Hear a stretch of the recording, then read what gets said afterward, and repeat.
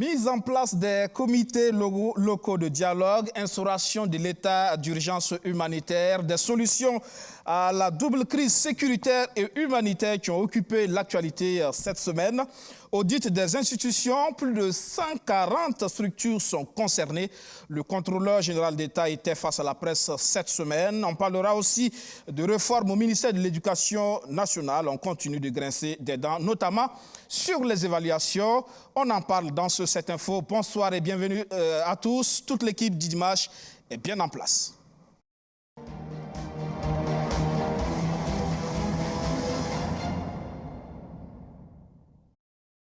Et bonne fête de Pâques à tous les fidèles chrétiens. Sur ce plateau, 3 invités. Tahirou Bari, président du MCL, le Mouvement pour le changement et la renaissance. Avec lui, nous parlons de cette initiative que son parti a lancée, l'état d'urgence humanitaire. Bonsoir, monsieur le président, bienvenue. Bonsoir, Robin.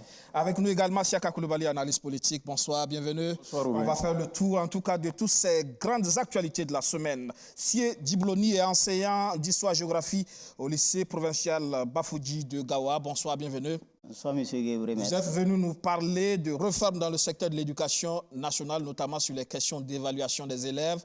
Vous avez des inquiétudes, on va en parler dans un instant. On commence tout de suite par le dialogue social. Il a beaucoup manqué sous Roch-Marc Christian Kaboré. Les autorités de la transition veulent en faire une tradition. La première rencontre entre le chef du gouvernement et les organisations syndicales a eu lieu cette semaine. C'est le premier contact officiel entre le Premier ministre Albert Ouedraogo et les représentants des travailleurs burkinabés depuis sa nomination à la tête du gouvernement de la transition. D'abord, avec l'unité d'action syndicale, le chef du gouvernement a réitéré l'engagement de son équipe à tendre une oreille attentive à toutes les préoccupations des acteurs du monde syndical. La crise sécuritaire est encore dégradante. Il ne faudrait donc pas attendre que les crises sociales viennent fragiliser davantage ce climat. Il faut un accompagnement de tous. C'est donc pour anticiper et créer des concertations que cette rencontre se tient. Nous sommes disposés au dialogue et les acteurs que nous avons rencontrés l'ont reconnu. C'est une première et nous allons poursuivre le dialogue. Et nous avons tenu à les rencontrer parce que ce sont des forces d'écoute, ce sont des forces de proposition. Et nous avons aussi tenu à leur expliquer que nous sommes dans une nouvelle dynamique de dialogue permanent, de dialogue constructif avec eux. Et avec eux, il faut compter aussi le Conseil national du patronat burkinabé et les organisations syndicales non affiliées à l'UAS. Le message est le même, poursuivre les chantiers, rester en instance et rouvrir le dialogue. Le patronat absorbe beaucoup de jeunes diplômés et qualifiés qui contribuent à la croissance de l'économie du Burkina Faso, mais les goulots d'étranglement rattachés au Code du travail, par exemple, demeurent. Il faut le juguler. Et le gouvernement doit respecter ses engagements. Dans son message, il a relevé un certain nombre de points sur lesquels il voudrait l'accompagnement de l'unité d'action syndicale. Nous sommes toujours prêts à accompagner le gouvernement, mais toujours dans la dynamique du respect des libertés syndicales, dans la dynamique aussi du respect des droits des travailleurs. Les entreprises qui produisent des richesses et qui mettent à la disposition de l'État. Donc on se réjouit aujourd'hui qu'il y ait une bonne perception au niveau du gouvernement de la transition sur ces questions majeures. Et ensemble, on va se donner la main pour avancer. Chacun a des engagements à remplir. Si vous remplissez votre part d'engagement et que l'autre côté ne remplit pas sa part d'engagement, vous n'avancerez pas. Au regard de ces attentes, Albert Ouedraogo a instruit ses ministres à prendre à bras le corps des dispositions pour que les préoccupations des travailleurs, qu'il sait très nombreuses, puissent trouver une solution, ce qui réjouit les premiers concernés. Et j'ai tenu également à dire, notamment aux organisations syndicales de travailleurs, que nous avons instruit les ministres de ressortir tous les dossiers pendants, notamment les protocoles d'accord qui avaient été signés avec les gouvernements précédents pour voir comment est-ce qu'on peut résoudre, comment est-ce qu'on peut prendre en compte les préoccupations. Il y a eu des protocoles d'accord qui ont été signés avec plusieurs organisations syndicales et qui n'ont pas été totalement mis en application. Donc, il a rassuré les organisations syndicales que ces dossiers seront ressortis très prochainement dans chaque secteur d'activité afin que des solutions idoines soient trouvées. Donc nous avons salué cette initiative qui est une première. Le patronat burkinabé et les organisations syndicales, conscients des enjeux et les défis actuels du Burkina Faso, dominés par la recherche d'un climat apaisé, prennent l'engagement de marquer leur disponibilité avec le gouvernement pour parvenir à une fin heureuse. Oui, Cheikh Akloubali, c'est vrai qu'il faut l'admettre, c'est quelque chose qui a beaucoup manqué sous Roch Christian Kaboré, le dialogue social, pratiquement suspendu à l'époque. Oui, il faut reconnaître que le dialogue social s'était très vite grippé. Je peux dire autour de 2017, déjà, le refus de trêve sociale de la part des syndicats avait amené le gouvernement aussi à radicaliser ses positions, si bien que, de façon sectorielle, le dialogue s'était rompu peu à peu. Et on se rappelle donc les difficultés du ministre de l'économie, Mme Rosine Coulibaly et ses syndicats. Et puis, par la suite, tout le reste du monde syndical était un peu rentré dans une sorte de résistance vis-à-vis du gouvernement, si bien que par la suite, même les rencontres syndicats-gouvernement avaient du mal à se tenir. On a vu des ruptures de sessions qui s'étaient commencées, mais qui n'ont pas été conduites jusqu'à la fin. C'est bien que le gouvernement tente de rentrer en lien avec ce monde, étant donné la sensibilité du domaine. Si d'aventure le monde syndical ne contribue pas à la marche donc, de la transition sous forme de dialogue d'abord et de trêve ensuite, ça va être très difficile pour le gouvernement d'être sur le front sécuritaire, les réformes politiques et puis qu'il y ait encore un front social. Donc là, on peut dire que les choses sont sur des bons auspices en espérant que les acteurs en présence arrivent à nourrir ces dialogues et en faire un point positif pour la transition. En tout cas, avec notamment un ministre en charge de la question qui est issu du monde syndical, Bassolma Bazié. On l'a vu cette semaine également, hein, la composition de son staff, son secrétaire général, son directeur de cabinet, notamment Mohamed Savadogo, qui est l'ancien secrétaire général du SINAFI, du syndicat, du ministère des Finances. Ça veut dire quelque part que, qu'on le veuille ou pas, il réussit quand même à ramener ces acteurs du monde syndical autour justement de son département pour conduire les choses. Au moment de la formation du gouvernement, on en avait parlé ici. On s'était dit qu'effectivement, le fait d'avoir quelqu'un comme Bassolma Bazié, qui est quand même un cadre du monde syndical, ça peut avoir son intérêt parce qu'il a au moins la connaissance du milieu. Et il est plus facile pour lui d'échanger avec tel ou tel. Vous avez vu à la dernière image de votre reportage, il discutait donc avec le président du mois de l'UAS. Donc c'est pour dire que c'est beaucoup plus facile pour lui de manœuvrer dans ce monde-là plutôt que de quelqu'un qui serait venu d'ailleurs. Donc il fait bien aussi, c'est des bonnes politiques, de s'entourer d'un certain nombre de leaders syndicaux qui vont aussi faciliter ces dialogues qu'il va avoir certainement avec ses anciens confrères. Et aussi, dans l'étude des dossiers qui vont certainement arriver, ce serait plus facile pour lui s'il a aussi d'autres anciens leaders syndicaux qui l'aident à étudier ces différents dossiers. En tout cas, on pourra peut-être espérer que les choses iront mieux dans ce secteur. C'était une attente des acteurs. C'est désormais une réalité. La MEOAD, la maîtrise d'ouvrage de l'aéroport de Doncin, n'est plus rattachée en tout cas au Premier ministère, mais plutôt au ministère des Transports.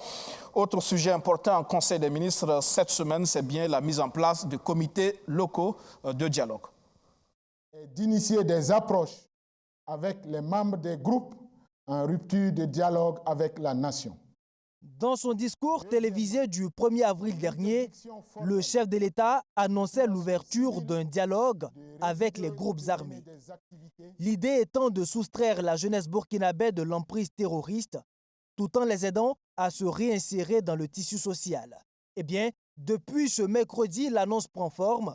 Le gouvernement a adopté un projet de loi sur la mise en place de comités locaux pour la restauration de la paix.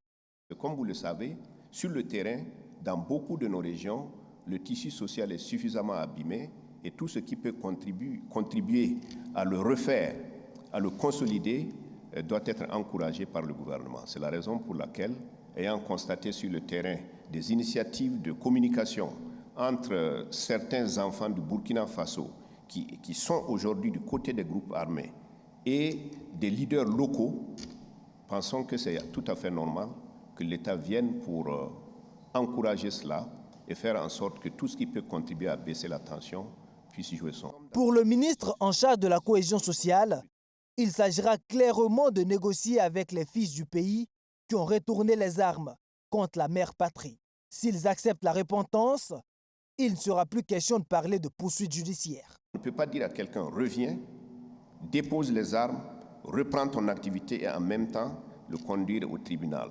Cet aspect des choses interviendra certainement ultérieurement, mais parce que les raisons du départ des uns et des autres vers les groupes armés aussi sont à étudier. Vous savez que beaucoup y sont allés malgré eux.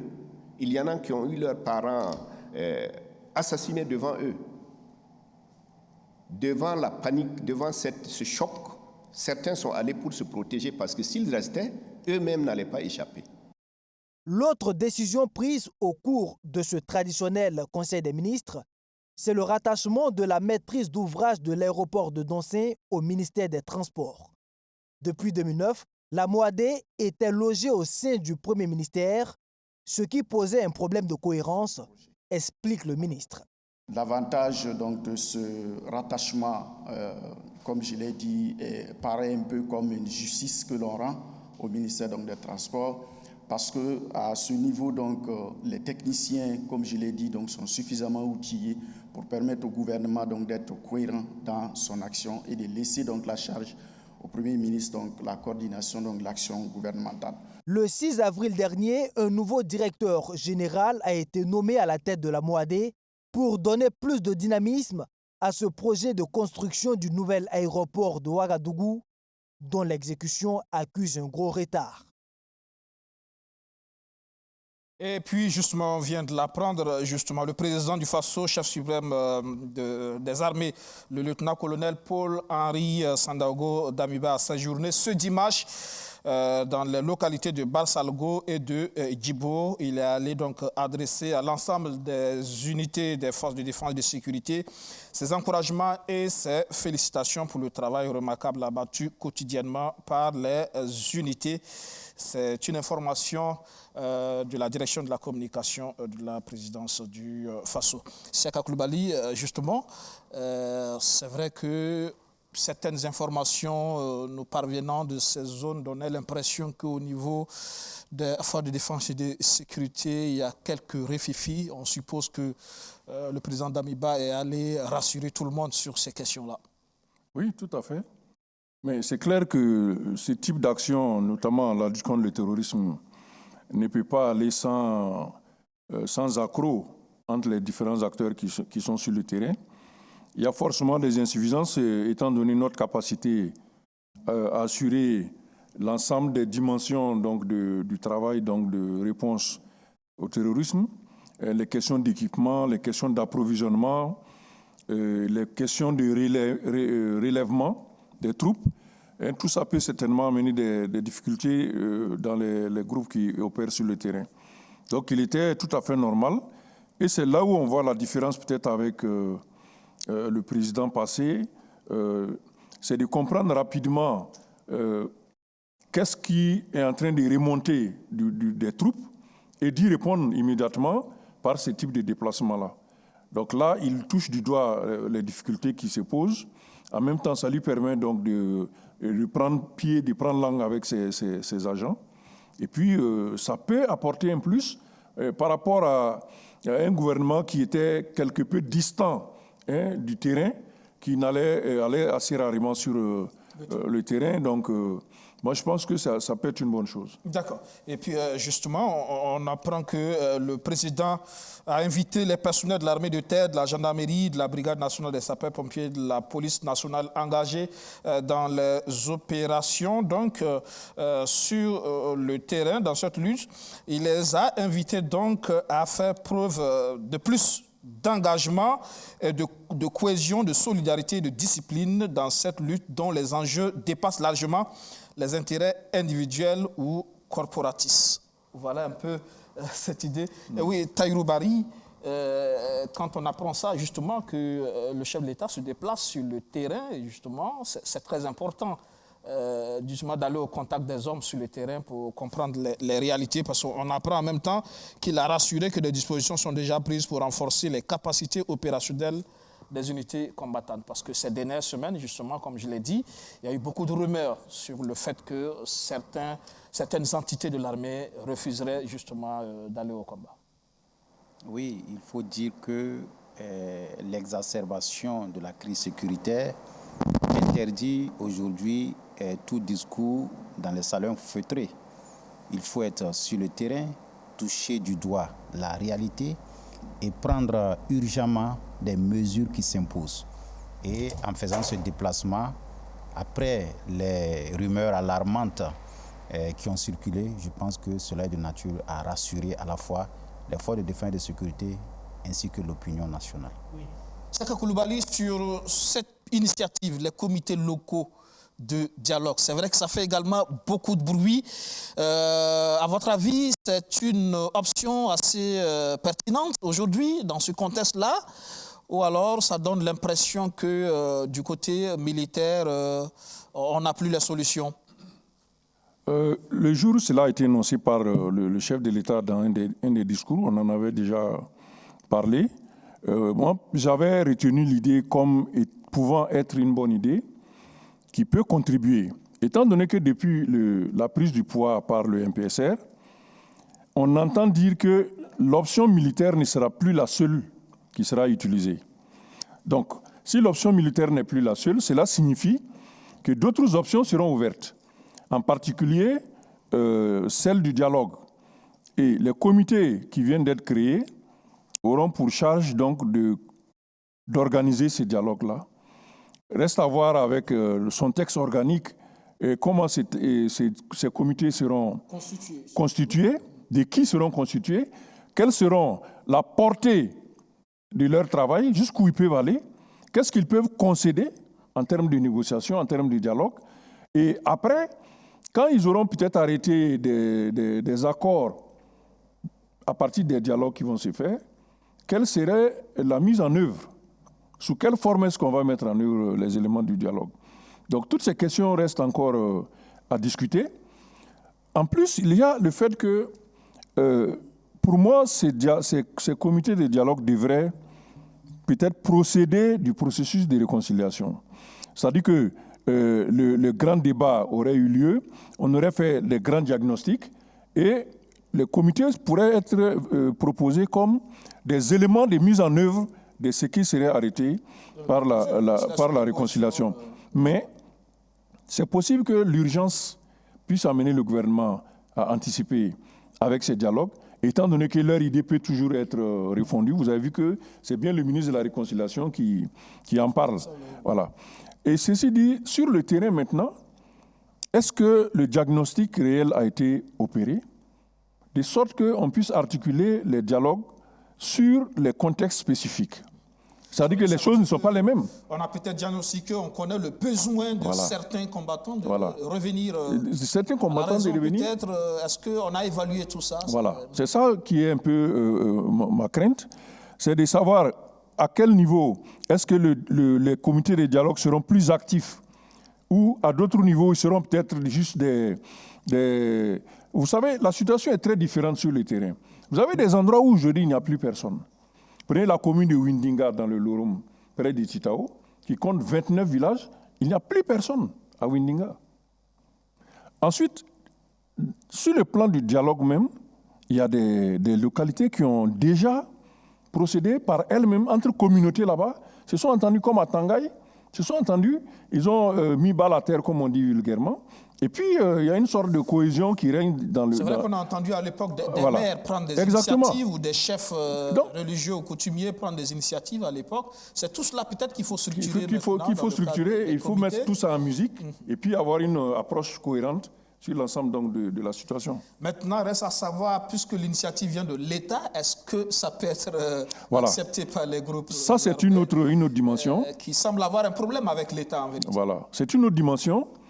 Peut-être qu'effectivement, si un diagnostic plus profond avait été réalisé, on aurait pu identifier une approche plus souple, plus dépendant des situations. Alors, on a entendu aussi le ministre de la Réconciliation tenter d'expliquer la question de la négociation en faisant comprendre que l'État ne céderait rien à qui que ce soit, etc. Donc, tous ces éléments de langage peuvent rentrer en ligne de compte après dans les discussions avec les groupes. Parce que si on ne veut pas céder quelque chose, cela va amener ces acteurs à se demander, mais finalement, qu'est-ce que nous recherchons? Qu'est-ce que nous gagnerons à déposer les armes? Donc, il y a tous ces éléments en fait qu'il va falloir revoir. Et est-ce qu'il n'aurait pas été aussi possible d'articuler l'action de l'État avec ce qu'on appelle les organisations intermédiaires, qui sont les communautés, les religions et les grosses ONG, qui peuvent aussi jouer un rôle important dans ce type de situation. Dans d'autres contextes, on l'a vu, ce sont des organisations privées qui organisent le dialogue et qui aboutissent à des résultats en sachant que derrière, l'État leur a donné un mandat et derrière également pour accompagner en termes de mise en œuvre de ce qui aurait été résulté du dialogue. Bon, tout ça, ce sont des possibilités. Mais l'État directement, peut-être qu'à certains endroits, ça peut être un peu difficile d'aboutir parce que ça va ramener la question du terrorisme lui-même qui est là, où les groupes terroristes disent tous ceux qui sont en relation avec l'Occident sont automatiquement nos ennemis et doivent faire l'objet d'attaques. Ça suppose aussi que les communautés sur place, les populations, soient aussi préparées à accepter ces frères qui, à un moment donné, sont rentrés en rébellion et qui ont endeuillé justement les familles. Et comprennent. C'est très important donc de faire tout cette compréhension du contexte. Oui. Tahirou Bari, comment vous voyez un peu, vous percevez justement cette vision des choses, la mise en place des comités locaux de dialogue? Oui, pertinent. Il suffit seulement d'analyser la situation sécuritaire dans notre pays pour comprendre que les causes sont profondes et diverses. Et au regard de l'analyse de ces causes, cela nécessite plusieurs réponses diverses. Il y a certes la réponse militaire, mais il y a aussi d'autres réponses comme celle économique, celle humanitaire, celle diplomatique. Il est donc important, à travers ces comités locaux de dialogue, d'essayer d'appréhender les motivations réelles de ceux qui ont pris les armes contre la nation. Mais j'insiste pour dire qu'il y a lieu de faire un suivi rigoureux des processus et même faire une évaluation à mi-parcours pour éviter que le processus de ces dialogues n'aboutissent à des compromissions graves et irréversibles. Très important aussi. Alors, on va parler à présent de vous, votre initiative, le MCR, donc, qui est préoccupé par la crise humanitaire. Le mouvement pour le changement et la renaissance propose l'état d'urgence humanitaire. Après 7 années de violences terroristes, la situation humanitaire est au plus mal au Burkina Faso. On dénombre plus de 2500 personnes tuées et près de 2 millions de déplacés internes. En conférence de presse ce 14 avril, Tahirou Bari dira qu'il s'agit de la pire crise humanitaire de l'histoire du Burkina Faso et les efforts sont restés jusque-là désespérément impuissants. Face à ce que le président du MCR qualifie de désastre, il appelle à l'instauration d'un état d'urgence humanitaire. Le Premier ministre l'a dit dans son discours de politique générale à l'Assemblée, que nous vivons une crise humanitaire sans précédent. Donc en déclarant l'état d'urgence humanitaire, cela nous fera prendre conscience des priorités et des urgences du moment et engager des mesures exceptionnelles. C'est une mesure exceptionnelle. Cela va nous amener à adopter une solution durable face à un problème grave. Aux grands mots, les grands remèdes, le MCR propose l'instauration d'une contribution de solidarité sur le revenu. Une contribution qui devrait concerner principalement les classes moyennes et dont les taux et les modalités restent encore à déterminer en fonction de la catégorie des revenus. Il devient nécessaire et utile pour chaque Burkinabé disposant de revenus moyens de consentir une contribution de solidarité sur le revenu pour aider les survivants de l'hydre terroriste à vivre dignement et sainement. Cela s'impose comme une solution structurelle durable face à un problème d'une gravité profonde. On ne peut pas indéfiniment résoudre un problème structurel par des mesures conjoncturelles de dons et d'appels pitoyables à l'aide internationale. Pour une meilleure gestion des ressources collectées dans le cadre de cette opération, Tahirou Barry et ses camarades souhaitent la mise en place d'un organisme indépendant piloté par une personnalité d'une droiture morale irréprochable. Voilà. Tahirou Barry, on vous écoute et on se demande d'abord, est-ce que ça veut dire que jusque-là, l'État burkinabé n'a pas encore pris conscience de la gravité de la situation humanitaire? Il y a certainement des actions qui ont été entreprises, mais ces actions restent largement en deçà des attentes. Et quand on prend l'exemple du plan de réponse humanitaire de 2021, il y a eu une prévision budgétaire de près de 600 millions de dollars, mais à peine 43% ont été récoltés. Et il y a seulement 2,5 millions de Burkinabés qui ont été plus ou moins pris en compte sur une évaluation de plus de 3,5 millions. Alors, les autres qui n'ont pas été pris en charge, savons-nous les conséquences en termes de problèmes sanitaires, de problèmes de nourriture, de problèmes d'eau? Donc, c'est pour dire, à travers l'état d'urgence humanitaire, on prend pleinement conscience de la gravité du problème, parce que c'est la pire crise humanitaire que notre nation vit depuis son indépendance. Et donc, en prenant conscience de la gravité du problème, on décide d'engager des mesures exceptionnelles et durables. C'est pourquoi j'ai dit, à travers la conférence de presse, les dons par-ci, par-là, les contributions ponctuelles, c'est bien, mais comme on le dit dans les marchés, mais ce n'est pas arrivé. Il faut une mesure forte, durable, qui va nécessiter des concertations, des réflexions et aux moyens législatifs qu'on puisse voir la possibilité pour les citoyens de consentir une retenue sur leurs revenus de façon pérenne, durable. De façon permanente. Le temps de maîtriser la situation sécuritaire et surtout de permettre à ces populations qui vivent dans la misère, qui sont livrées, et c'est ce qui est vraiment choquant, des personnes qui vivaient dignement dans leur famille et qui, à cause de la situation sécuritaire, sont livrées à la mendicité. Ça, on ne peut pas accepter dans le silence une telle situation. Dans un pays dont le principe de cohésion sociale est la solidarité. Parce que chaque nation a une âme. Et l'âme du Burkina Faso, c'est la solidarité. Et donc, au nom de cette valeur de solidarité qui fait la force de notre nation, qui fait la fierté de notre nation, nous invitons le gouvernement à engager des concertations, des réflexions pour amener l'ensemble des contribuables disposant d'un revenu moyen à consentir des retenues sur la base d'un taux progressif afin de récolter des ressources qui seront affectées à la prise en charge de toutes les personnes déplacées, des personnes vulnérables et surtout d'accompagner leur réinstallation. Pour vous, donc, il s'agit de compter sur nous-mêmes parce qu'on sait que le contexte international est tel que, avec la crise ukrainienne notamment, les ONG ont déjà sonné l'alerte. Visiblement, les financements se font rares à cause de cette crise. Donc, il est temps de compter sur nous. Ça s'est fait de par le passé, notamment sous la Révolution, pour des causes nobles.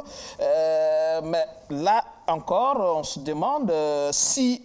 On ne va pas demander un peu trop au Burkinabé, le salarié burkinabé, vous savez déjà, sans cette mesure, d'une façon ou d'une autre, déjà s'occupe de déplacés internes, contribue d'une façon ou d'une autre déjà. Est-ce que ce n'est pas trop demandé? D'abord, il faut préciser qu'il ne s'agit pas seulement des salariés du Burkina Faso. Il y a plusieurs revenus qui sont visés. Il y a certes les traitements et salaires, il y a également les bénéfices industriels, commerciaux et agricoles. Il y a les bénéfices des professions non commerciales, c'est-à-dire les professions libérales. Il y a l'impôt sur le foncier qui peut faire l'objet d'un relèvement du taux. Il s'agit notamment de ceux qui tirent leurs revenus de la location des immeubles bâtis ou non bâtis. Il y a également les revenus sur les capitaux mobiliers. Donc, c'est plusieurs revenus.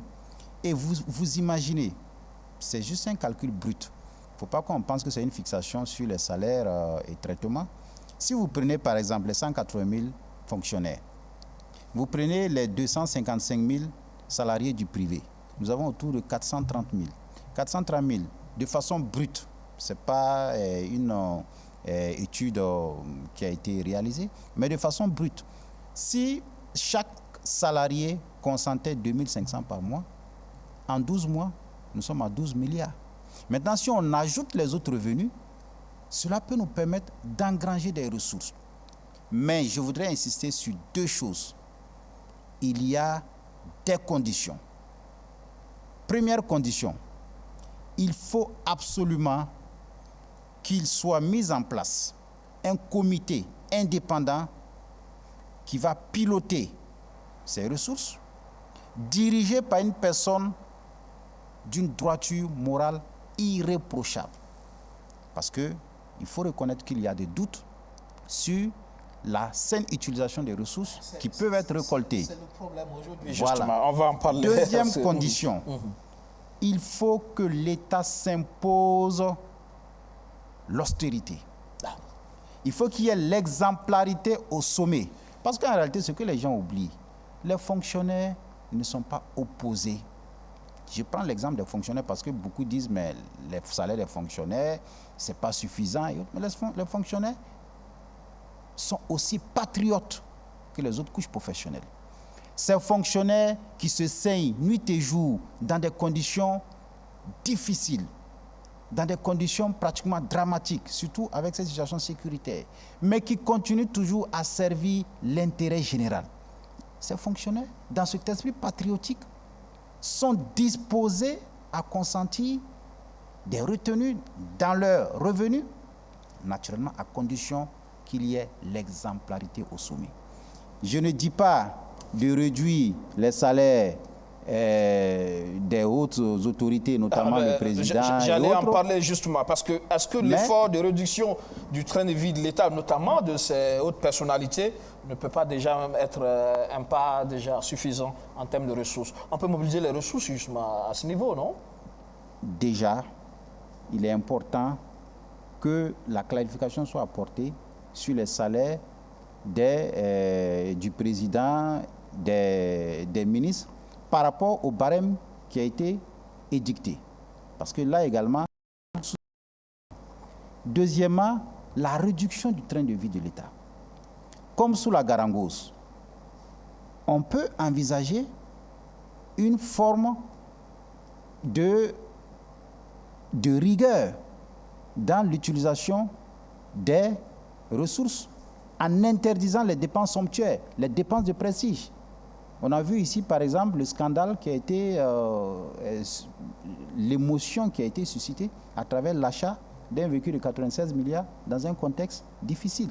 Et ça, je voudrais ouvrir une parenthèse pour, par exemple, féliciter le président d'Amiba quand on regarde son cortège. C'est constitué de véhicules que je qualifierais de véhicules touristiques d'un aventurier du désert. Mais ce n'est pas parce que la présidence n'a pas les moyens de s'offrir des véhicules de luxe. Pour moi, c'est l'exemplarité. Et il faut travailler à faire en sorte que... Peut-être commencer à la de l'État. On peut même aller... qu'on peut vendre, hein, c'est possible. On peut même aller, comme sous la Garangos, vers la suppression des véhicules de fonction. Il y a des mécanismes qu'on peut proposer pour permettre d'utiliser des véhicules propres à des conditions bien spécifiques. On peut aller vers la réduction, comme sous la Révolution, des dépenses de fonctionnement. De 1983 à 1985, des dépenses réduites de 18%. Quand vous regardez l'utilisation du carburant, vous regardez l'utilisation de l'énergie, les climatisations qui sont abusivement utilisée, l'eau qui est véritablement... La facture de l'État, c'est ça. C'est ça, il faut travailler à réduire cela. Et je pense que c'est à ce prix que les Burkinabés peuvent consentir des sacrifices afin de faire face à cette grave crise humanitaire qui fait véritablement la grosse préoccupation dans notre nation. Et si les partis politiques renonçaient au financement, à la subvention de l'État aussi, c'est une solution? De toutes les mêmes manières, ces financements ont toujours posé problème et nous avons toujours donné notre avis sur souvent inapproprié et même inéquitable de ces financements. Je pense que dans la réforme du système démocratique qui est en cours, nous allons encore élever la voix par rapport à cela. Seka Coulibaly, ça peut être effectivement une approche assez intéressante, non, dans le cadre de la prise en charge de cette crise humanitaire. C'est vrai, déjà, il y a deux aspects. Il y a le fait qu'on mobilise des ressources, mais c'est aussi cet appel à la fibre patriotique, à la solidarité. C'est important, justement, que les Burkinabés se retrouvent autour de quelque chose en ces temps, en ces moments difficiles, justement. Oui, l'idée, elle est louable. Hein. Le fait de faire contribuer les Burkinabés à leurs propres problèmes de façon organisée, parce qu'on ne peut pas dire qu'aujourd'hui il n'y a pas d'initiative. Il y a des initiatives. Sur le terrain, là où les PDI sont regroupés, il y a des gens qui interviennent. Mais l'initiative du MCR a l'avantage d'être structurée, d'être conçue et de proposer des solutions pour plusieurs dimensions des problèmes. Mais le point faible donc de l'initiative proposée, c'est cette question de personnalité morale irréprochable qu'on devrait trouver. Vous savez que c'est ce dont nous manquons le moins. Et aussi sur la base donc du... Est-ce qu'on ne peut pas en trouver justement dans le monde des organisations, de la société civile? Il y a quand même quelques ONG crédibles quand même qui sont déjà sur le terrain, oui, qui peuvent servir de partenaires justement, oui, dans la gestion de ces ressources. Tous les acteurs consultés pour rechercher ce profil.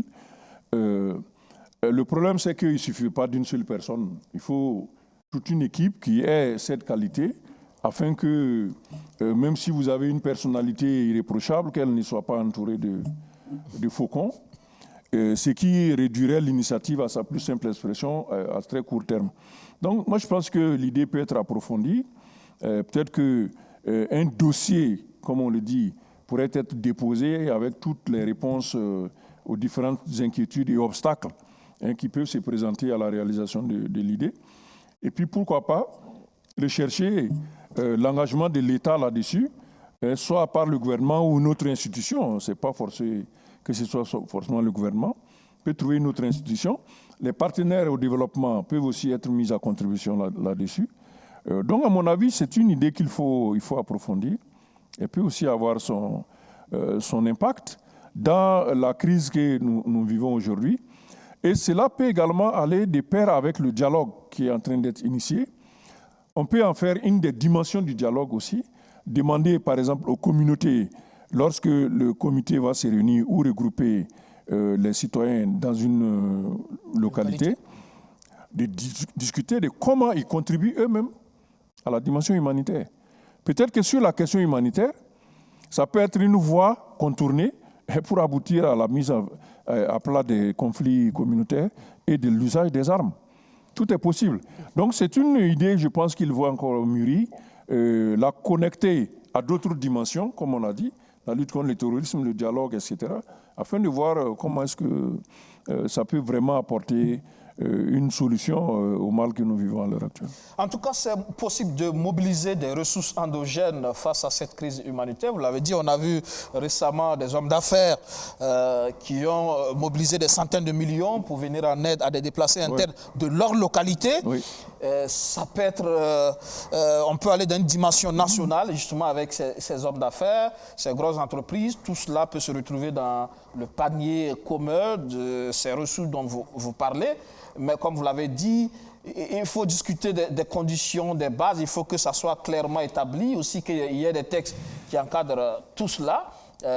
C'est ça. Et comme on l'a dit à la base, il faut que ceux-là qui ont en charge de la gestion de l'État donnent l'exemple au sommet. Et tout va de là. Oui, il il faudra insister sur l'exemplarité. Vous savez, en France, en 2012, avec Hollande, il a consenti 30% de réduction sur son salaire ainsi que sur le salaire des ministres. Ici, ça peut être une approche symbolique parce que avec le président de l'Assemblée, Salif Diallo, il avait consenti une réduction au niveau des émoluments des députés. Mais on peut aller au niveau ministériel et des institutions, ne serait-ce que de façon symbolique. Il faut également voir la possibilité, malheureusement ça n'a pas abouti au cours des discussions pendant les assises, mais j'ai la conviction qu'il y a des institutions dans ce pays qui ne sont pas utiles. Il faut aller vers leur suppression. Ne serait-ce que les suspendre un bout de temps pour reverser leurs ressources, justement, dans le cadre de cette crise humanitaire. C'est une réalité évidente. Suspendons quelques années pour voir ce que ça va donner. On peut redéployer certaines missions à des structures qui existent déjà. Sincèrement, je me demande en quoi est-ce qu'on a encore besoin d'un médiateur du FASO dans ce pays. Et pourtant, le médiateur du FASO... Non, on peut redéployer ces missions ailleurs. Ah oui, vous pensez? Vous prenez le Conseil économique et social, ces missions peuvent être redéployées ailleurs. Quand vous prenez les infos qui nous parviennent au niveau du médiateur du FASO, c'est qu'en vérité, les ressources ne sont pas énormes au niveau du médiateur du FASO. Même si c'est 10 000 francs, c'est une ressource. Si vous donnez 10 000 francs à un déplacé aujourd'hui, ce n'est pas la valeur que cela représente pour le donateur, mais c'est ce que cela représente pour celui qui reçoit. Toute ressource, aussi infime soit-elle, doit être gérée de façon saine, rigoureuse et utile. Et c'est ce message que nous disons à tout moment. Pour le médiateur du FASO, il faudra peut-être aller vers une nouvelle constitution, parce que c'est constitutionnalisé, mais il y a effectivement des institutions qui ne sont pas reconnues dans la constitution, on pourrait s'en passer pour l'instant, et mobiliser des ressources. Je pense que la volonté de réduire le train de vie de l'État est une réalité. Beaucoup en parlent déjà, même l'ancien gouvernement en parlait. Parce qu'en période de guerre, d'une crise aussi importante, cette crise humanitaire, c'est l'occasion ou jamais de faire parler cette fibre patriotique en réduisant justement le train de vie de l'État. On en parle des années, il y a eu des séminaires sous Roch-Kaboré, mais finalement, on remet toujours dans les tiroirs. De toute façon, qu'on le veuille ou pas, lorsqu'on se retrouve dans une situation comme celle du Burkina Faso, on le voit déjà, les autres secteurs gouvernementaux ont subi des coupes drastiques au profit du ministère de la Défense, notamment à travers la loi de programmation militaire. Donc, ça, c'est déjà quelque chose qui est déjà en cours de route. En ce qui concerne les institutions dont on parle souvent, moi, je m'étonne que Taïro lui-même aussi rentre dans cette brèche. Parce qu'il y a des institutions, c'est vrai qu'elles ont l'impression de ne pas être endogènes, de ne pas être utiles, mais qui relèvent en fait de la cohérence au niveau international. Les conseils économiques et sociaux relèvent des Nations Unies. Et je ne connais pas un seul pays au monde qui n'en a pas. Donc il faut peut-être revoir son fonctionnement, sa constitution, ses missions, mais vous ne pourrez pas supprimer le Conseil économique et social. Et pareil pour le médiateur, on peut varier dans les formules, mais dans tous les pays, vous trouvez ça. Parce qu'il y a des cadres internationaux où, et si vous voulez avoir votre souveraineté internationale, cette souveraineté internationale se déploie à travers ces organes-là. Bon, à moins de se retirer totalement des Nations Unies, par exemple, je ne vois pas comment on pourrait supprimer certaines des institutions. Mais il faut réfléchir à la manière dont on peut les amener à contribuer et à réduire donc leurs dépenses. Mon frère Koulibaly, en tant que grand frère, je vous dirais que je ne suis pas d'accord avec cette idée. Nous devrons sortir de cette tradition du mimétisme institutionnel. Ce n'est pas parce que les Nations Unies vont nous imposer une architecture institutionnelle que nous allons nous conformer. Il nous appartient par nous-mêmes de déterminer ce qui est bien pour nous et ce qui n'est pas bien pour nous. C'est une souveraineté que nous devrons assumer. Nous avons des priorités, nous avons des urgences. Les 2 millions de déplacés que nous avons, demandez quelle est la contribution des Nations Unies. Pourquoi ce n'est que 43% qui ont été récoltés, alors que nous avons besoin d'une enveloppe pour faire face à nos urgences. Donc, si on ne peut pas bénéficier de l'accompagnement de ces structures, de ces partenaires internationaux, assumons-nous, déterminons par nous-mêmes ce qui est bien pour nous. C'est ça le sens de la souveraineté, selon moi. C'est le politique qui le dit. C'est une question de vision, voilà, tout simplement. On peut toujours restructurer les choses. C'est peut-être aussi la solution. Peut-être que votre solution, vous dites qu'elle est structurelle, mais elle peut être aussi perçue comme conjoncturelle. Est-ce que c'est pas tout simplement mieux de travailler aussi à éviter que le nombre de déplacés ne continue de croître aussi? C'est ça? Bon, vous savez, le président Damiba nous a dit qu'il nous donne 5 mois. Le Premier ministre à l'Assemblée législative a indiqué les différents mécanismes qui sont mis en jeu pour pouvoir maîtriser la situation sécuritaire. En termes d'action sur les effectifs, sur le renseignement, sur les équipements, sur un certain nombre d'éléments spécifiques. Nous attendons effectivement, à l'intérieur de ces 5 mois, le résultat qui va être obtenu et nous prions pour que ce soit positif. Mais en attendant, les déplacés internes sont dans le désarroi, dans la misère et livrés à la mendicité. Il faut absolument, au nom de l'âme du Burkina Faso, et j'insiste, au nom de cette solidarité qui fait partie de notre richesse morale, parce que le Burkina Faso est petit en superficie, mais il est grand par son histoire et ses valeurs. Et on doit s'appuyer sur ça pour arrêter cette souffrance qui touche nos compatriotes dans des zones qui ont été pratiquement érigées en citadelles, assiégées, et cela doit s'arrêter. C'est très important, cette solidarité autour de nos frères qui souffrent. Dans l'administration publique, c'est peut-être aussi l'une des solutions. C'est l'inquiétude. Le contrôleur général d'État est décidé à y voir plus clair. Plus de 140 structures sont touchées par les audits. C'est au moins 140 institutions publiques et structures de l'État qui seront auditées par l'autorité supérieure de contrôle d'État et de lutte contre la corruption. La première vague de cette opération qui a déjà démarré concerne la présidence du Faso, le Premier ministère, l'Assemblée nationale et les ministères dirigés à l'époque par Éric Bougma et des infrastructures, la fonction publique avec Seni Ouedraogo, les finances avec Lassane Kaboré, les ministères des mines et carrières ainsi que le sport. Dans ces structures, la SILCE va contrôler les marchés publics, la gouvernance, contrôler les carburants et lubrifiants, les frais de mission, les dons au profit de certaines personnes, et ce n'est pas tout. Le but pour nous, c'est d'identifier s'il y a des points forts, s'il y a des points faibles. C'est d'identifier les différents dysfonctionnements. C'est d'identifier les causes irrélatives. Et à partir de ces constats, identifier les bonnes pratiques à suggérer et les recommandations d'amélioration. Philippe Nyon se veut clair. L'audit en cours n'est pas une enquête judiciaire, mais une enquête administrative et il ne vise pas un individu, mais plutôt une entité. C'est pourquoi, sur le cas de l'Assemblée nationale de transition, il clarifie que cela n'a rien de personnel. Les audits ne sont pas annoncés contre une personne. C'est contre le dispositif. Quand on me dit que c'est la gestion de Bala, c'est une gestion de Bala. On peut croire que, voilà, pour sa gestion, mais nous ne sommes pas sous ce registre-là. Nous partons d'un constat simple. Lorsque il y a une alternance politique, et ça c'est l'article 18 de la loi portant code de transparence dans la gestion des finances publiques qui le dit.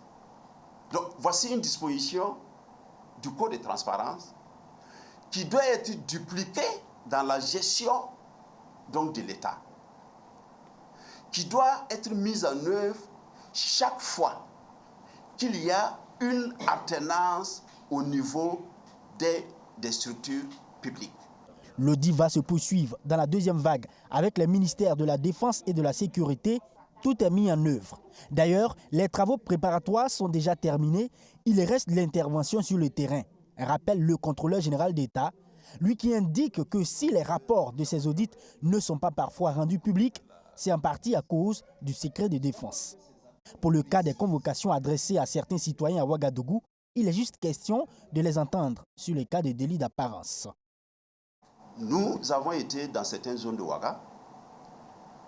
Nous avons décerné, oui, des convocations, mais en réalité, il faut distinguer les étapes. Ici, c'est une enquête purement administrative. Échanger avec les citoyens, essayer d'avoir des éléments d'information avec les citoyens. La SE n'a jamais scellé le domicile des citoyens. La SE n'a jamais harcelé les citoyens. Sachez en clair que l'audit des structures publiques est commandité par le président du FASO, Paul-Henri Damiba. À terme, il s'agira de montrer dans un rapport les failles, les cas de fraude ou d'autres dysfonctionnements dans ces structures et les audités auront la possibilité de contester ce rapport avant d'être remis au commanditaire.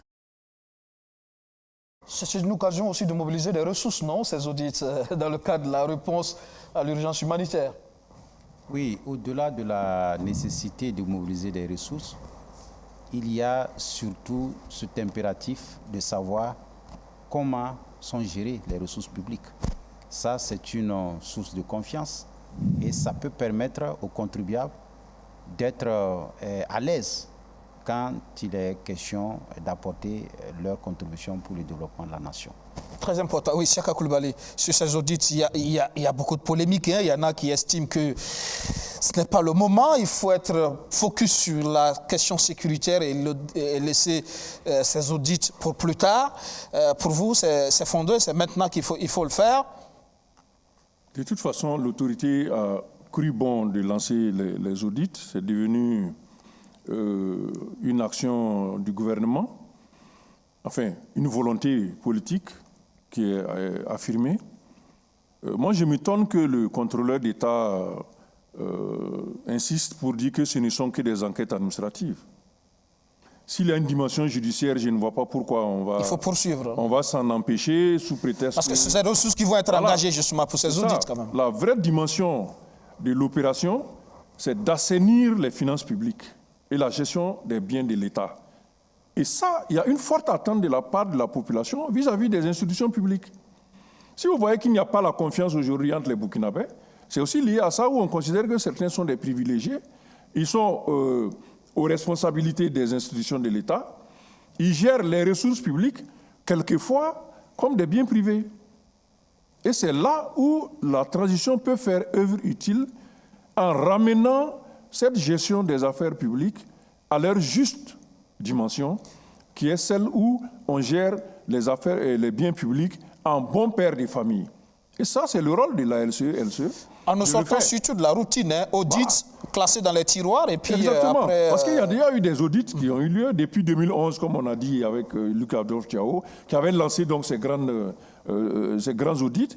Et après, on n'a pas vu les suites.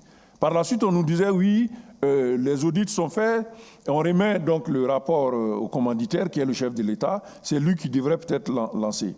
Donc, le fait que le contrôleur d'État insiste pour dire que ce ne sont pas une poursuite judiciaire, ça peut inquiéter. Les pouvoirs de la SELC ont été élargis. Ça a été élargi. Je pense même qu'ils ont des connexions avec les procureurs maintenant, de sorte qu'ils peuvent engager des poursuites, presque comme la Cour des comptes. Ce sont des OPJ.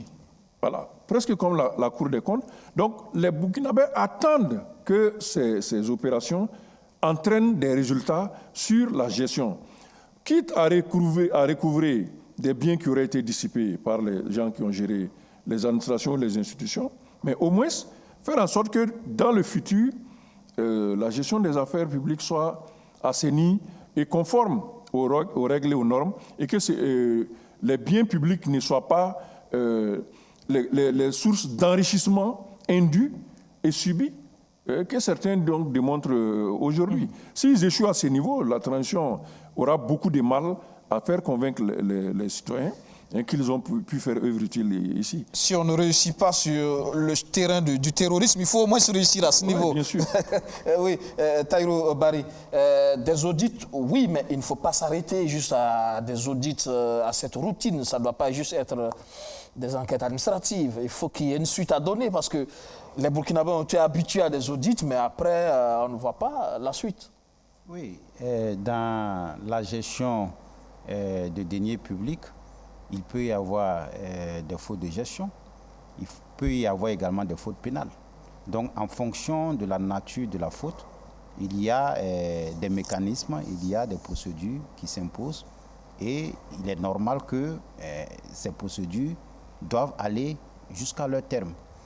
Je ne vois pas pourquoi on doit se préoccuper par l'annonce des audits au niveau d'un certain nombre de structures publiques. Parce que les audits, c'est une activité qui est normale et même annuelle. Les ministères et institutions ont toujours été audités. Vous avez été audité à l'époque? Oui, nous avons été audités. Maintenant, ce qu'il faut souhaiter, que ces audits, comme le responsable de la SE l'a dit, permettent de relever les points forts, les points faibles, les erreurs de gestion, les fautes de gestion, et s'il y a également des fautes pénales, telles que des détournements, telles que de la corruption décelée dans la gestion. Les délits d'apparence également. Des délits d'apparence, il faut absolument aller jusqu'au terme des procédures requises et faire assumer les responsabilités à ceux qui ont commis des fautes.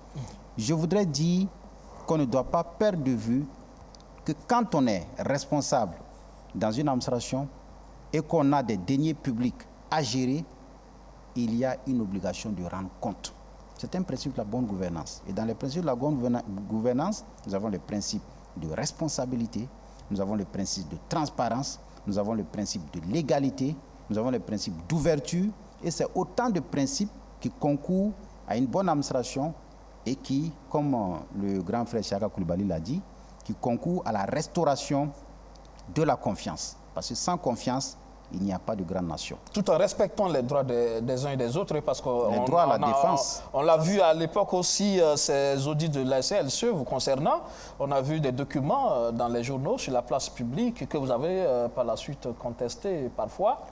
Les informations qui ont été distillées dans la presse, c'était des informations provisoires. C'est-à-dire c'était avant que le rapport définitif ne soit établi. Et malheureusement, cela a créé un certain nombre d'incompréhensions et de polémiques que je regrette aujourd'hui. Finalement, pour le rapport définitif, vous n'avez rien à vous reprocher sur la gestion? Vous n'avez rien reproché? Je me suis largement expliqué sur cette question et permettez-moi de ne pas ouvrir ce dossier pour le moment. Parce qu'il y a encore des zones d'ombre? Non, je crois que vous m'avez reçu, j'ai été reçu dans d'autres organes, j'ai largement expliqué la gestion. Je veux dire, mais après vos explications, il y a eu un rapport définitif, je suppose. Oui, il y a eu un rapport définitif. Qui vous blanchit. Bon, je crois que parler de blanchiment, cela suppose qu'il y a des actions de justice. Il y a un rapport avec des recommandations. Et je pense que ces recommandations, jusqu'à aujourd'hui, sont en application. D'accord. Merci. Avec nous également sur ce plateau, Sie Dibloni, il est enseignant d'histoire-géographie au lycée provincial Bafouji de Gawa. Bonsoir. Bonsoir, M. Guévré. Vous êtes là pour nous parler d'une situation qui concerne le monde de l'éducation nationale. Récemment, avec des camarades, vous avez adressé une lettre ouverte au ministre en charge de l'éducation nationale sur les réformes, notamment les évaluations. Apparemment, le timing et surtout, pourquoi maintenant cette lettre ouverte? Bon, en fait, merci bien, M. Guébré, à vous, particulièrement à BF1, et pour cette occasion qu'on nous donne ce soir de nous expliquer. Et cette lettre, nous l'avons adressée à un groupe de professeurs à M. le ministre de l'Éducation nationale, de l'alphabétisation et de la promotion des langues nationales. C'est suite aux réformes, comme vous l'avez dit, et qui sont en train d'être entreprises au niveau de l'éducation, surtout concernant histoire et géographie, la discipline que nous enseignons. Alors, vous vous rappelez l'année passée déjà avec le BPC, les mêmes réformes où on a introduit les questions de coups. Et puis aussi, on avait annoncé qu'il n'y aurait pas de second tour. Ça a créé tant de polémiques, la résistance des élèves jusqu'à ce que la répression. Ensuite, c'est la fermeture du lycée Zenda et Kaboré. Et à l'issue de ça, c'est en décembre 2021, on nous annonce par un arrêté encore que au bac, il y aura encore des réformes. Et là, en SVT et en histoire-géographie, il n'y aura plus de deux sujets au choix. Ça sera désormais un sujet unique. Et ensuite, c'est le 16 mars passé qu'on nous apprend encore par une note d'information que il y aura une introduction de questions de cours au bac. Voilà, c'est l'ensemble de cette situation-là qui a fait... Que vous dénoncez? On dénonce. Et pour vous, c'est une approche qui n'a pas été inclusive. Ça pose un problème de temps de préparation pour les élèves? Nous dénonçons ça sur deux aspects. D'abord, dans la forme, nous estimons qu'il fallait qu'il y ait une implication des acteurs, et des acteurs que nous sommes. Et cette implication, ça n'a pas été le cas, parce que ni les encadreurs, ni les enseignants que nous sommes, nous n'avons pas été approchés. Autant pour une réforme qui doit engager toute l'éducation de toute une nation, et l'éducation qui programme l'avenir de cette nation, je crois qu'il sied quand même qu'on consulte ceux qui sont du domaine et pour que les questions de spécificité... Est-ce qu'on n'a pas consulté les enseignants dans les cadres organisés, notamment le cadre syndical par exemple? Est-ce que ça ne s'est pas fait dans ce cadre-là? Nous n'avons aucune connaissance de ça. Et même si c'était fait... Est-ce que vous êtes rentré en contact avec les organisations syndicales pour savoir si justement ils n'ont pas été approchés? Puisque nous sommes des militants d'organisations syndicales, alors que nous n'avons... Vous n'avez jamais fait le point par rapport à ça? On n'a pas été au courant. D'accord. Et si vous me permettez, c'est possible de faire des réformes. Et le politique a ses raisons, a des finalités, ce qu'il attend de sa société. Mais quand il s'agit de ce qui concerne la discipline, les questions scientifiques, je crois qu'il est bon qu'on puisse consulter. Quand je prends, ça ne se fait même pas du jour au lendemain. C'est des études. Ensuite, on vient à l'expérimentation avant d'aller à l'application, ce qui n'a pas été fait. Je peux prendre un exemple. En allemand, si vous prenez le format actuel au bac par rapport à il y a 5 ans, ce n'est pas la même chose. Mais quand on est allé vers l'information, c'est tout un processus qui a été engagé par les encadreurs de la discipline. Et après quoi, ils ont même exposé la chose, les résultats de leur étude aux enseignants qui ont appliqué pendant des années comme pour faire une expérimentation avant qu'en 2017-2018, on commence à appliquer ça de façon définitive. Et chez vous, ça n'a pas été le cas? Chez nous, ça n'a pas été le cas. Et dans la question de fond, visiblement, vous craignez une suppression de l'esprit critique, cette capacité d'analyse, de synthèse des élèves? Oui, si vous me permettez, je vous lis un paragraphe des attentes du profil d'un élève en phase terminale. Et par là, vous comprendrez que, effectivement, oui. il est dit là-bas que face à une situation donnée, de nature politique, économique, environnementale, illustrée par 2 ou 3 documents authentiques, l'élève de la série A devra pouvoir analyser et mettre en relation des manifestations économiques, sociales et régionales, sous-régionales du moins, régionales et ou internationales en mobilisant ses acquis et en géographie afin de dégager les perspectives de solutions. C'est la même chose, c'est les mêmes expressions au niveau de l'histoire également. Maintenant, quelle question du coup on pourrait poser pour permettre à un enfant de pouvoir mobiliser des connaissances comme ça? C'est pour dire que la finalité là, quand l'enfant a fini sa série A, il doit être à mesure que lorsqu'on lui pose un problème, qu'il puisse mobiliser ses connaissances pour résoudre ce problème-là en tant qu'un dirigeant, en tant que un entrepreneur en tant que... Il doit être capable de produire de la réflexion. Voilà.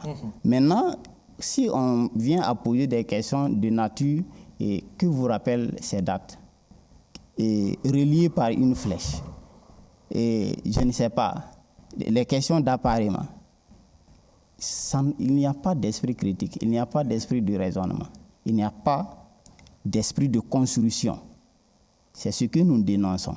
C'est ça qui vous inquiète aujourd'hui. Et pour vous, c'est contraire à l'esprit de la loi d'orientation de l'éducation. Ça serait à la limite les mêmes questions qu'on pose au CEP. Donc, ramener le bac au niveau de CEP.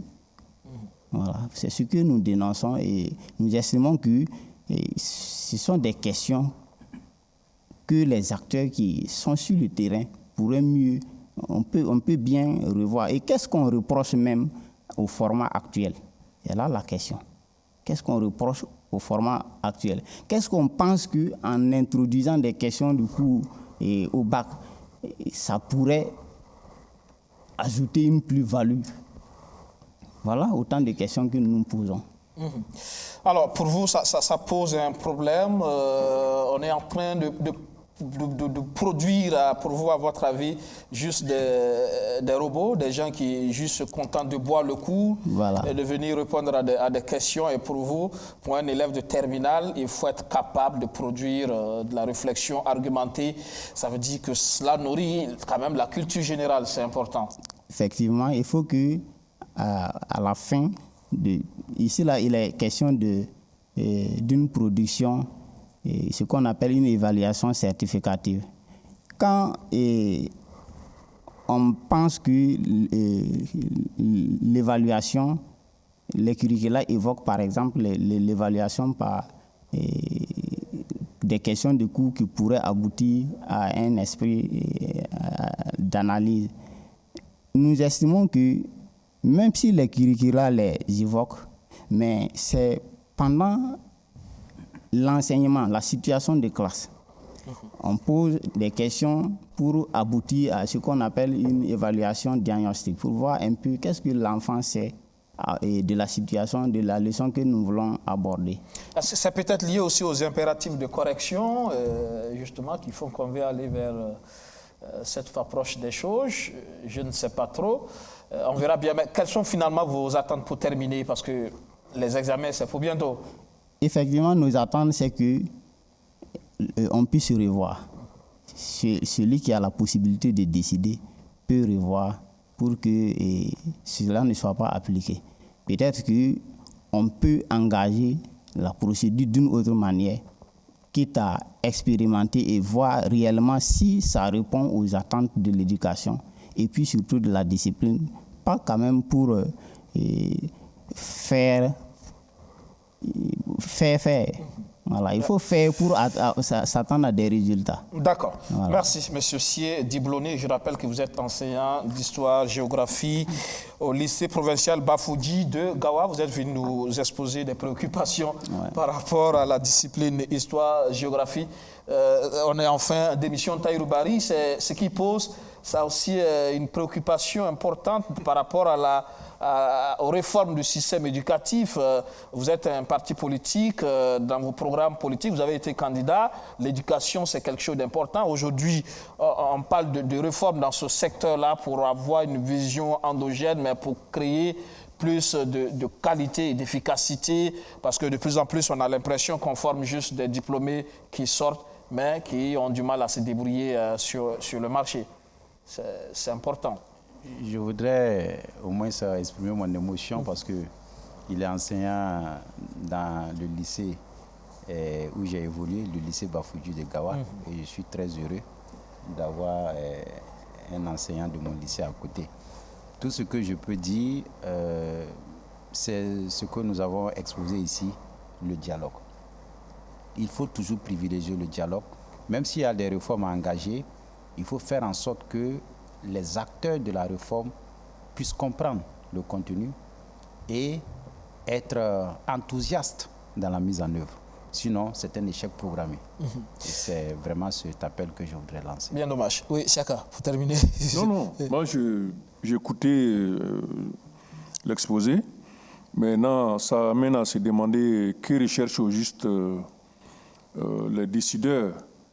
J'imagine que la question n'est pas seulement adressée au gouvernement actuel, mais que c'est une situation qui a dû être vécue avant même que ce gouvernement ne soit mis en place, et que peut-être les enseignants veulent profiter du fait que nous soyons en transition pour tenter d'améliorer peut-être cette situation.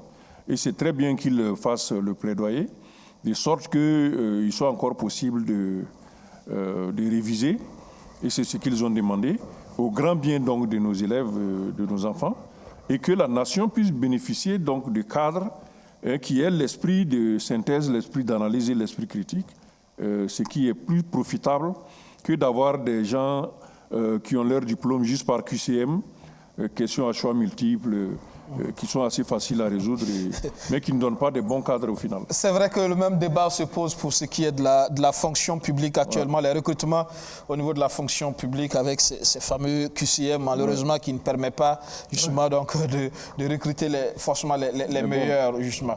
Ça sera tout pour cette info. On est en fin d'émission. Merci à tous d'être passés sur ce plateau. Merci de nous avoir suivis. À la semaine prochaine avec d'autres invités pour analyser l'actualité de la semaine. Encore une fois, bonne fête de Pâques à tous les chrétiens. Bonsoir.